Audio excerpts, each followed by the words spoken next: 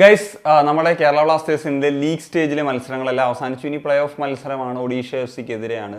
അതെല്ലാം ഉറപ്പായി കഴിഞ്ഞല്ലോ. അപ്പോൾ ഞാൻ ഇന്നലത്തെ ഒരു മത്സരം കൂടി കണ്ടതിന് ശേഷം ഇപ്പം ചില കാര്യങ്ങൾ എനിക്കൊന്ന് ഡിസ്കസ് ചെയ്യണമെന്ന് തോന്നി. അതായത് ഞാൻ മുമ്പും പലപ്പോഴും പറഞ്ഞിട്ടുള്ളൊരു കാര്യമാണ്, ഇപ്പം ഇവാൻ എന്ന് പറയുന്നൊരു കോച്ച് മറ്റു കോച്ചുകളിൽ നിന്ന് വ്യത്യസ്തനാകുന്ന ഒരു ഫാക്ടർ, അത് എനിക്ക് ആ ഒരു ഇപ്പം അത് വേണമെങ്കിൽ ഒരു ക്വാളിറ്റി ആയിട്ട് പറയാം. കാരണം ഒരു പ്ലെയറിന് മാക്സിമം എന്താ പറയുക, ഇപ്പോൾ ഒരു മിസ്റ്റേക്സോ അല്ലെങ്കിൽ പല മത്സരങ്ങൾ മിസ്റ്റേക്സ് വരുത്തി കഴിഞ്ഞാൽ അദ്ദേഹത്തിന് ഓപ്പർച്യൂണിറ്റി കൊടുത്ത് നന്നാക്കി കൊണ്ടുവരിക എന്നുള്ള രീതിയുണ്ട്. പക്ഷേ ചില കോച്ചസ് ഒക്കെ ചെയ്യുന്നതെന്ന് വെച്ച് കഴിഞ്ഞാൽ ആ ഒരു കോമ്പറ്റീഷൻ ആ പൊസിഷൻസിൽ വരാനായിട്ട് എപ്പോഴും എന്താ പറയുക, ഇപ്പം വന്നില്ലെങ്കിൽ സബ്സ്റ്റിറ്റ്യൂട്ട് ചെയ്യുക, അല്ലെങ്കിൽ നെക്സ്റ്റ് മാച്ചിൽ വേറെ പ്ലേയേഴ്സിനെ കളിപ്പിക്കുക എന്നൊക്കെയുള്ള രീതികൾ. അപ്പം നമുക്ക് പറയുകയാണെങ്കിൽ ഇപ്പോൾ പീറ്റർ കാക്കിയുടെ കാര്യം പറയാം, അതുപോലെ തന്നെ ഹബാസിൻ്റെ കാര്യം പറയാം, ഓവൻ ഗോയലിൻ്റെ കാര്യം പറയാം, മനോലയുടെ, ഇവരൊക്കെ ഇങ്ങനെയാണ്. ഒരു പ്ലെയർ ഇപ്പം ഞാൻ ഓരോ ഉദാഹരണം പറഞ്ഞപ്പോൾ ഗോവയിൽ ആദ്യമൊക്കെ ഉദാന്തയാണ് സ്റ്റാർട്ട് ചെയ്തത്. പിന്നീട് ആ പെർഫോമൻസ് വൈസുള്ള രീതിയിൽ വന്ന സമയത്ത് പെട്ടെന്നാണ് പിന്നീട് ആ ഒരു ചേഞ്ചസ് വരുന്നത്. അതുപോലെ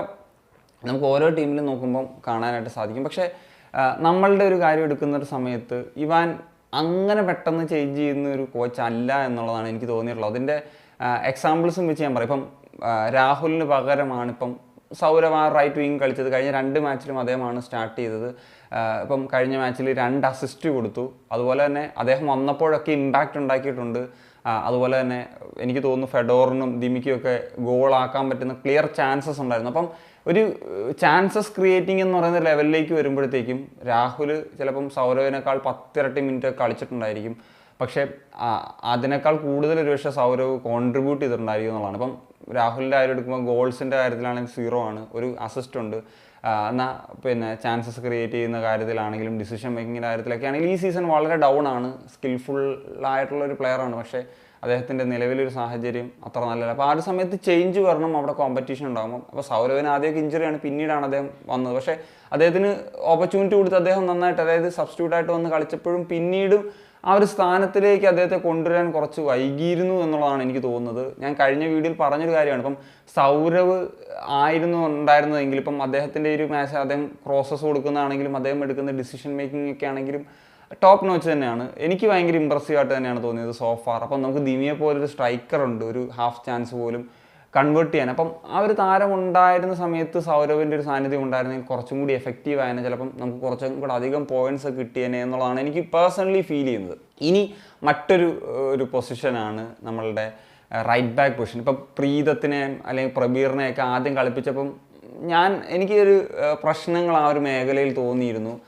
പ്രീതത്തിൻ്റെ കാര്യമാണെങ്കിൽ അദ്ദേഹം അപ്പ് ആൻഡ് ഡൗൺ ഇറങ്ങി കളിക്കില്ല. ഡിഫെൻസീവ്ലി അദ്ദേഹം ഇത് കഴിഞ്ഞ അറ്റാക്കിംഗ് കോൺട്രിബ്യൂഷൻ ഇതാണ്. പിന്നെ അദ്ദേഹത്തിന് തിരിച്ചെത്തി വരാനുള്ള പ്രശ്നമുണ്ട്. അതുപോലെ തന്നെ പ്രബീർ നമുക്ക് ക്രോസിംഗ് വൈസ് അറ്റാക്കിംഗ് വൈസ് ഒക്കെ കോൺട്രിബ്യൂഷൻസ് ഉണ്ടെങ്കിൽ അദ്ദേഹത്തിൻ്റെ ഭാഗത്തു നിന്ന് എല്ലാ മാച്ചിൽ നിന്നും ഒരു വലിയ മിസ്റ്റേക്ക് ഉണ്ടാകും. ചിലപ്പോൾ അത് ഗോളിലേക്ക് വരെ നയിക്കുന്ന ഒരു സാഹചര്യത്തിലേക്ക് വരും. അപ്പോഴൊക്കെ സന്ദീപ് ലാസ്റ്റ് സീസൺ നന്നായിട്ട് പെർഫോം ചെയ്തിരുന്ന പ്ലെയറാണ്. അദ്ദേഹത്തിന് ഒരു ഓപ്പർച്യൂണിറ്റി കൊടുത്ത് വന്നത് തന്നെ അവസാനമാണ്. എപ്പോഴും സന്ദീപിൻ്റെ കാര്യം എനിക്ക് തോന്നിയിട്ടുള്ളതെന്ന് വെച്ച് കഴിഞ്ഞാൽ ഇപ്പം 3ാമത്തെ സീസണാണല്ലോ ഇവൻ. ആദ്യം പല RBCനെ പരീക്ഷിച്ചാലും അവസാനം സന്ദീപിലേക്ക് കോച്ച് ഒരു കൺക്ലൂഷൻ എന്ന നിലയിൽ എത്തിച്ചേരുന്നൊരു സാഹചര്യമാണ് ഉള്ളതെന്നുള്ളതാണ്. എനിക്ക് തോന്നുന്നു ഇപ്പം ഹോമിപ്പാം ആണെങ്കിൽ കൂടി ലാസ്റ്റ് മാച്ചിലൊക്കെ RB നന്നായിട്ട് കളിച്ചു. അദ്ദേഹം സൂപ്പർ കപ്പിൽ കഴിഞ്ഞ സീസണിലും RBയിൽ അദ്ദേഹത്തിന് ക്രോസസ് ഒക്കെ അത്യാവശ്യം ഡീസൻ്റ് ആണ്. എനിക്ക് ഈവൻ പ്രീതത്തേക്കാൾ പ്രബീറിനേക്കാൾ ഇമ്പ്രസീവായിട്ട് ഹോമിപ്പം ആ റൈറ്റ് ബാക്ക് പൊസിഷനിൽ കളിച്ചപ്പോൾ തോന്നി എന്നുള്ളൊരു ഫാക്ടറാണ്. അതേപോലെ തന്നെയാണ് goal keeping position. Lara it's better than എന്താ പറയുക കരൺജിത്ത് സിംഗ് എന്നുള്ളത് തന്നെയാണ് എനിക്ക് തോന്നുന്നത്. കരൺജിത്ത് സിംഗിനെ അദ്ദേഹം അറിയാം, ഒരു ഗ്രേറ്റ് പ്ലെയറാണ്. ഇന്ത്യൻ ഫുട്ബോളിൻ്റെ തന്നെ ഒരു ലെജൻഡറി സ്റ്റാറ്റസ് എന്നൊക്കെ വേണം. കാരണം ഇന്ത്യക്ക് വേണ്ടി ഒരുപാട് മത്സരങ്ങൾ ഏഷ്യൻ കപ്പിലൊക്കെ അടക്കമൊക്കെ പാർട്ടായിരുന്നൊരു പ്ലെയറാണ് മുമ്പ്. അപ്പം അദ്ദേഹത്തിന് ഇപ്പം ഏജായി, അതാണൊരു പ്രശ്നം. ഇപ്പോൾ ലാറ വന്നതിന് ശേഷം അദ്ദേഹം ഡീസൻ്റായിട്ട് കളിക്കുന്നുണ്ട്. സോ എനിക്ക് തോന്നുന്നു ഇനി മുമ്പോട്ടുള്ള ഇതിൽ ലാറ തന്നെ ആയിരിക്കും ബെറ്റർ എന്നുള്ളതാണ്. ആ ഒരു ഡിസിഷനിലേക്ക് ഇവാൻ എത്താനും സമയമെടുത്തു. എനിക്ക് തോന്നുന്നൊരു 3-4 മാച്ച് കരൺജിത്ത് മിസ്റ്റേക്സ് ബ്ലണ്ടേഴ്സൊക്കെ കാണിക്കണം. അത് കോച്ചൊക്കെ അത് ഐഡൻറ്റിഫൈ ചെയ്യേണ്ട കാര്യമാണ്. പിന്നെ ഞാൻ പറയുന്നൊരു കാര്യം എന്ന് പറഞ്ഞാൽ സബ്സ്റ്റിറ്റ്യൂഷൻസ് പലപ്പോഴും ഭയങ്കര ലേറ്റ് സബ്സ്റ്റിറ്റ്യൂഷൻസ് ആണ്. അപ്പം കുറച്ചും കൂടി നേരത്തെയൊക്കെ സബ്സ്റ്റിറ്റ്യൂഷൻസ് യൂട്ടിലൈസ് ചെയ്ത് കഴിഞ്ഞാൽ നമുക്ക് പ്ലേയേഴ്സിനെ ടെസ്റ്റ് ചെയ്യാൻ പറ്റും. ഇപ്പോൾ ഈ ഇഞ്ചറി ഒക്കെ വരുന്ന സമയത്ത് അടുത്ത പ്ലെയറെ അവിടെ റീപ്ലേസ് ചെയ്യാൻ പറ്റും. ഇപ്പം ഇഷാൻ പണ്ഡിതയുടെ കാര്യം എടുത്തു കഴിഞ്ഞാൽ ഇഷാൻ പണ്ഡിതയ്ക്ക് ഇപ്പം കഴിഞ്ഞ 2 മാച്ചായിട്ട് അദ്ദേഹം കളിച്ച് കുറച്ച് നന്നായിട്ട് കളിക്കുന്നുണ്ട്, സ്കോറിങ്ങിലേക്ക് വരുന്നില്ലെങ്കിൽ കൂടി. സോ അതാണ് ചില പ്ലേയേഴ്സ് ആ ഒരു കളിക്കാത്തതിൻ്റെയൊക്കെ ഒരു പ്രശ്നം അവർക്കുണ്ടാകും. അപ്പം ദിമിയുടെ കാര്യം തന്നെ എടുത്താൽ അദ്ദേഹം കഴിഞ്ഞ 2 സീസണിലും ഐ തിങ്ക് 5ാമത്തെ മത്സരത്തിലൊക്കെയാണ് ഗോൾ സ്കോർ ചെയ്തിട്ടുള്ളത്. അപ്പം അങ്ങനെ യൂട്ടിലൈസ് ചെയ്യേണ്ട ഒരു ഫാക്ടർ കൂടി ഉണ്ടായിരുന്നു എന്നുള്ളതാണ് എനിക്ക് തോന്നുന്നത്. കുറച്ചും കൂടി ടൈംസ് സ്ഥിരം കൊടുത്തിരുന്നെങ്കിൽ നമുക്ക് അങ്ങനത്തെ ഇപ്പം ദിമി ഇല്ലാത്തൊരു സിറ്റുവേഷൻ വന്നു. നമുക്കൊരു ഇന്ത്യൻ സ്ട്രൈക്കറെയൊക്കെ വെച്ച് പല ക്ലബ്സും കളിക്കാറുണ്ട്, അവർ പോയിന്റ്സും നേടാറുണ്ട്. ഇപ്പോൾ വിഷാൻ എന്ന് പറഞ്ഞു കഴിഞ്ഞാൽ ഇപ്പോൾ ഏഷ്യൻ കപ്പിൻ്റെയൊക്കെ വരെ ഭാഗമായിരുന്ന ഇന്ത്യയുടെ സ്ട്രൈക്കറാണ്. അപ്പം നമുക്കും ഒരു ഡീസൻ്റ് ആയിട്ടുള്ളൊരു സ്ട്രൈക്കർ എന്ന നിലയിലുണ്ട് അദ്ദേഹം.